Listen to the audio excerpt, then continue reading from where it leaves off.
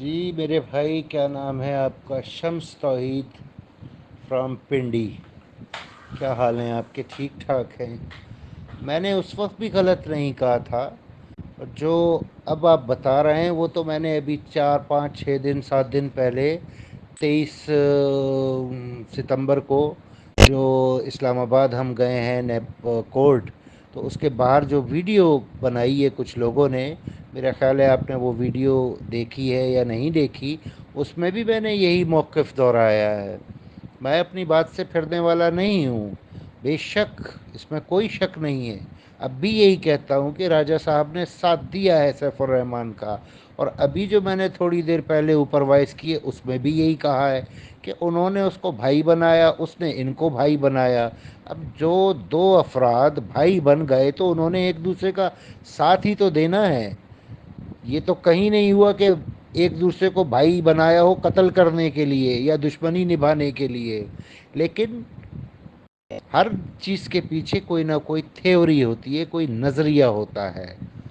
ان کا اس وقت نظریہ یہ تھا راجہ صاحب کا کہ یار سیف الرحمان سے کسی نہ کسی طرح ان لوگوں کو ایکوموڈیٹ کروایا جائے، چاہے وہ کمپنی بنا کر ہو. بلکہ کمپنی کی تجویز تو میں نے ہی دی تھی، میں نے متعدد مرتبہ یہ بات بتائی ہے لوگوں کو. لیکن میری خواہش یہ تھی کہ کمپنی جو بنائیں تو فری آف کاسٹ، بغیر کسی انویسٹمنٹ کے لوگوں کو ایکوموڈیٹ کیا جائے، چاہے اس کے لیے طریقہ کار کوئی بھی ہو. سیف الرحمان کی نیت یہ بدل گئی تھی کہ کمپنی بنا کے پھر انویسٹمنٹ لے کے ایکوموڈیٹ کیا جائے. بلکہ ہو سکتا ہے اس کی نیت یہ ہو کہ انویسٹمنٹ لے لی جائے، ایکوموڈیٹ نہ کیا جائے، جیسا کہ ہوا بھی ہے. اس نے ایکوموڈیٹ تو نہیں کیا، کمپنی بنا لی.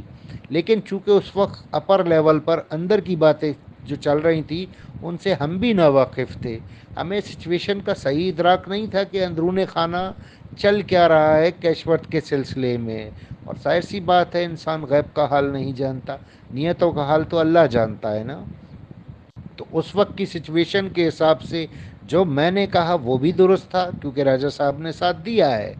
اور جو راجہ صاحب نے کیا وہ بھی درست تھا میرے حساب سے، کیونکہ انہوں نے سب سے پہلے اس بات کا اعادہ کیا کہ اگر سیف الرحمان کی نیت میں کھوٹ ہے، یہ ثبوت مجھے مل گیا، تب میں متاثرین کے ساتھ ہی کھڑا رہوں گا اور سیف الرحمان اور میری راہیں الگ ہوں گی. اور یہ بات انہوں نے آج سے 4 سال پہلے ویڈیو میں کہی ہے. تو اب آپ سب لوگ یہ دیکھ رہے ہیں کہ یار راجہ صاحب نے پروموٹ کیا. میں بھی آپ کی طرح یہی دیکھ رہا تھا کہ راجہ صاحب نے پروموٹ کیا. لیکن درست سوچ بھی اللہ ہی عطا کرتا ہے. پھر جب راجہ صاحب سے دوبارہ ایفیلیشن میری ہوئی ہے، میری پارٹی کی ہوئی ہے، میری پوری جو ٹیم ہے اس کی ہوئی ہے، تو پھر ہم اس نتیجے پر پہنچے کہ یار راجہ صاحب نہ اس وقت غلط تھے، کیونکہ انہوں نے بھائی کہا تھا تو انہوں نے ساتھ دینا تو تھا اس کا. راجہ صاحب کو بھی یہ نہیں بتایا گیا تھا کہ ایکوموڈیشن جو دی جائے گی اس سے پہلے انویسٹمنٹ لی جائے گی. وہ ایسی چالیں چلتا ہے سیف الرحمان کو، یقین کریں اس کی چالوں کا اس کے سائے کو بھی علم نہیں ہوتا. پھر اس کے بعد جب وہ اس نے ایکوموڈیشن کے بدلے میں انویسٹمنٹ کا سلسلہ رکھ دیا، تو اب ظاہر سی بات ہے جب انسان اتنا پروموٹ کر چکا ہوتا ہے تو وہ مجبور ہو جاتا ہے. پھر تو اس نے ہاں میں ہاں ملانی ہوتی ہے، وہ کیا کرے. لہٰذا وہی راجہ صاحب نے کیا. لیکن جب ان کے اوپر یہ عقدہ کھلا کہ اس کا پروگرام صرف انویسٹمنٹ لینے کا ہے، ایکوموڈیشن دینے کا نہیں ہے، پھر انہوں نے بالکل اپنے حساب سے درست فیصلہ کیا، اپنی راہ الگ کی، متاثرین کے ساتھ کھڑے ہوئے، تمام تر پروف حوالے کیے کہ میں یہی ازالہ کر سکتا ہوں کہ میں وہ تمام چیزیں آپ کے سامنے رکھ دوں جو سیف الرحمان کو کیفر کردار تک پہنچانے کے لیے کافی ہیں، اور جس میں تمام تر حقائق ہیں کہ سیف الرحمان سی ای او ہے اس کمپنی کیش ورتھ کا.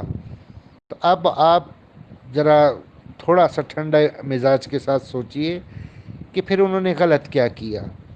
غلطیاں جہاں تک آپ دہرانے کی بات کرتے ہیں تو ایک سمپل سی مثال دیتا ہوں.